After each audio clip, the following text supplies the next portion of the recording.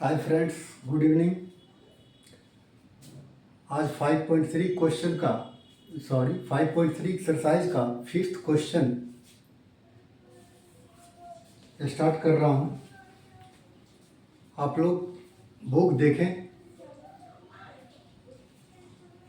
Question है the first term of an AP is 5। Exercise 5.3 question number fifth.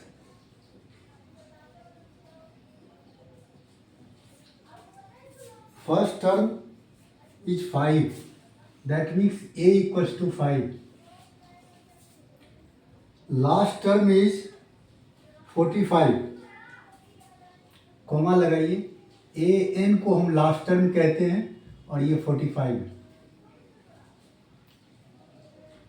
है। And the some is 400। और क्या कहा? इस एपी का जो सम है वो है 400। That means S N equals to 400। Find the number of terms and common difference. हमको फाइंड क्या करना है? Find number of terms and common difference. ये लैंग्वेज में लिखा है और इनको हमने मैथमेटिकल स्टेटमेंट के रूप में लिखा है। ये क्वेश्चन आप लोग इजी वे में कर लेंगे। मैं थोड़ा सा हिंट बताता हूं। इसमें आपको एन और डी निकालना है। तो सबसे पहले क्या कीजिए,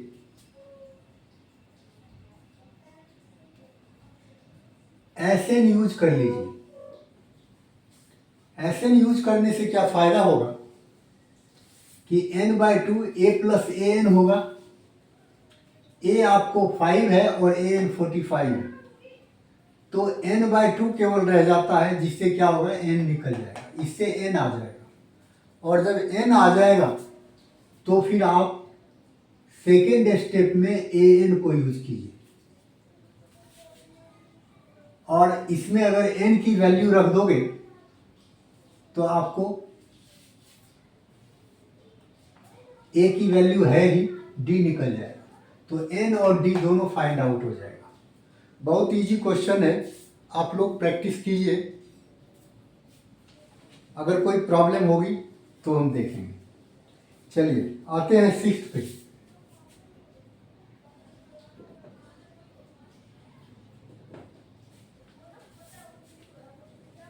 सिक्स में है the first and the last term of an AP are 17 and 350 respectively. Respectively का मतलब है ऑर्डर में, और ऑर्डर का मतलब ये हुआ कि अगर स्टार्टिंग में फर्स्ट एंड लास्ट लिखा हुआ है तो 17 जो होगा वो फर्स्ट होगा और लास्ट जो होगा वो 350 होगा। ऑर्डर का यही मतलब होता है। रिस्पेक्टिवली का यही अर्थ होता है कि ऑर्डर में होना चाहिए। फर्स्ट का कॉरस्पॉन्डिंग फर्स्ट होगा, सेकंड का कॉरस्पॉन्डिंग सेकंड होगा, थर्ड का कॉरस्पॉन्डिंग थर्ड होगा, एंड सो ऑन। इसी को हम रिस्पेक्टिवली कहते हैं। आगे बढ़ते हैं। तो फर्स्ट टर्म आपका 17 है, a इक्वल्स टू 17 है इसमें, और लास्ट टर्म जो है वो 350 है। दैट इज ए एन को हम लास्ट टर्म कहते हैं, जो 350 है। If the common difference is 9, common difference इसका 9 है। आपको क्या फाइंड करना है? How many terms are there and what is their sum. How many terms are there, आपको ये पता करना है कि इसमें कितने टर्म्स हैं, मीन्स n। और व्हाट इज देयर सम, उसका सम क्या होगा, आपको ये फाइंड आउट करना है। इस दोनों क्वेश्चन में सिमिलैरिटी है, आप देख सकते हैं। इसमें ए की वैल्यू दिया हुआ है, दोनों में ए की वैल्यू दिया हुआ था, ए एन की वैल्यू दिया हुआ था, यहाँ एस एन दे दिया था और यहाँ डी दे दिया है। अगर डी दे दिया है तो एस एन निकालना है, और अगर एस एन दे दिया था तो डी निकालना था। अब एक्चुअली है क्या, इसमें आप ये जो स्टेटमेंट है ए एन इक्वल्स टू 350, इसको यूज कीजिए। इसका formula A plus N minus one into D होता है, उसमें ए और डी की वैल्यू पुट कर दीजिए, एन की वैल्यू आ जाएगा। ठीक है, अब अगर एन की वैल्यू आ जाएगा, मान लीजिए एन की वैल्यू आपका 20 आ गया, तो इसका मतलब है कि आपको S20 निकालना है, और S20 का मतलब होगा 20/2 ब्रैकेट ए प्लस एन। ए के जगह 17 और एन के जगह 350। तो एन निकालना है, इसका मतलब है कि यहां जो फॉर्मूले में n/2 होता है,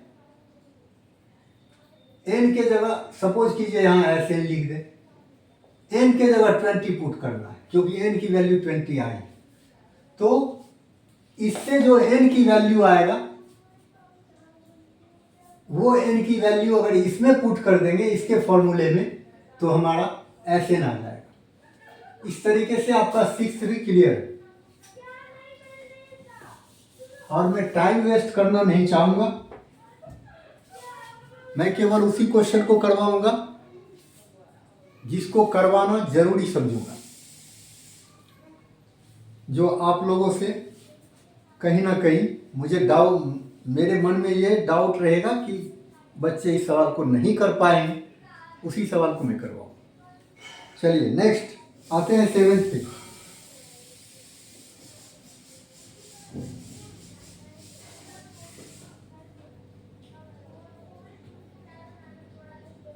question number 7, find the sum of 22 terms of an AP. एक एपी का 22 टर्म्स का सम निकालना है, in which D equals to 7 and 22nd term is 149। एक ऐसे एपी जिसका डी है 7 और 22nd टर्म जो है वो 149 है, उस ऐसे एपी का के 22 टर्म का 22 टर्म्स का सम निकालना। तो इसमें गिवन क्या है, सीधा देखिए कि गिवन है डी इक्वल्स टू आपको 7 एंड और क्या दे रखा है 22nd टर्म जो है, मीन्स A22 जो है वो 149 है। आपको फाइंड क्या करना है, तो सम ऑफ 22 टर्म्स फाइंड करना है S22। क्लियर है, इसमें बस यही आपका है जिसको यूज करके आप ये निकाल सकते हो। कैसे, तो A22 का मतलब हो गया A प्लस 21D, उसमें अगर आप D की वैल्यू रख देंगे तो आपको A निकल जाएगा, और जब A और D दोनों आ जाएगा, सॉरी चलो कोई बात नहीं, जब A आ जाएगा आपका तब S22 आप आराम से निकाल सकते हैं, क्योंकि N के जगह पर 22 पुट करेंगे और A प्लस AN होगा, तो A आप निकाल चुके हैं इससे, और उसमें 149 आपका AN है। मीन्स अगर आपको S22 निकालना है तो ये होगा 22/2 फॉर्मूले के हिसाब से A प्लस AN, और A अभी आप इससे निकाल चुके हैं, AN आपका ये हो गया। अगर N के जगह आप 22 रख दें तो गलत नहीं,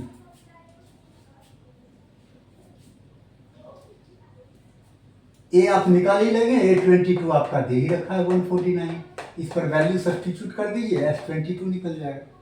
वेरी सिंपल। चलिए, तो आपका इस तरीके से 7th भी हो गया। अब आते हैं 8th पे।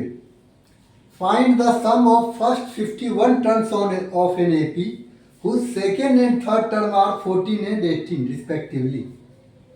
सेकेंड टर्म 14 है और थर्ड टर्म 18 है, तो आपको सम निकालना है 51 टर्म्स का, मतलब S51। ये सवाल आपका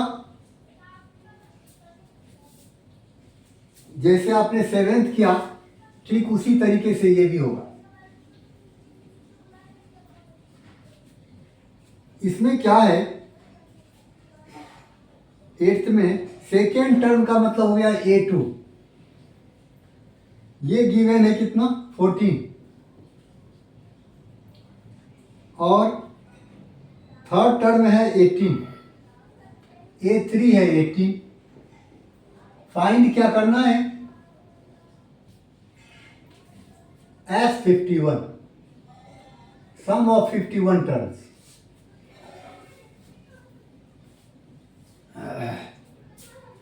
तो अब गौर कीजिए, सम ऑफ 51 टर्म्स निकालने के लिए आपको क्या चाहिए, तो S51 इक्वल्स टू हो जाएगा 51/2 ब्रैकेट A प्लस A51।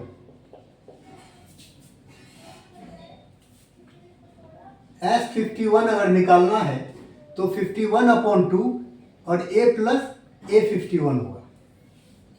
तो A ना तो A हमारे पास है और ना A51 हमारे पास है, तो A हमारा इससे निकल जाएगा, क्योंकि A2 इक्वल्स टू क्या होता है, A plus D, A plus D equals to 14। एक इक्वेशन हो जाएगा, और दूसरा इक्वेशन क्या हो जाएगा, A प्लस 2D 18। इस दोनों को जब एलिमिनेशन मेथड से सॉल्व करेंगे तो A और D दोनों आ जाएगा,